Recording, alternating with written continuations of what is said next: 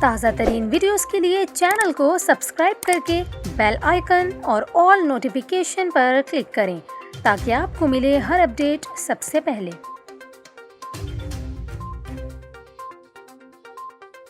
اور اب بھی آپ کو بتائیں، بلوچستان میں بارش اور سیلابی صورتحال کے پیش نظر بند کیے گئے اسکولز اور کالجز کھولنے کی تاریخ میں توسیع کر دی گئی۔ صوبے بھر میں تعلیمی ادارے پہلے 29 اگست کو کھلنا تھے، لیکن محکمہ تعلیم نے اسکولز اور کالجز کی بندش میں مزید 5 دن کی توسیع کرتے ہوئے 3 ستمبر تک تعلیمی ادارے بند کرنے کا اعلان کر دیا۔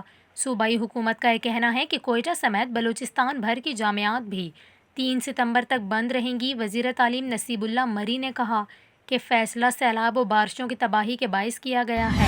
سرکاری تعلیمی اداروں میں سیلاب زدگان کو ٹھہرایا گیا ہے۔ انہوں نے بتایا کہ بیشتر اسکولوں میں سیلاب کا پانی بھی موجود ہے۔ دوسری جانب سردار بہادر خان ویمن یونیورسٹی انتظامیہ نے آج سے یونیورسٹی کھولنے کا اعلان کیا تھا۔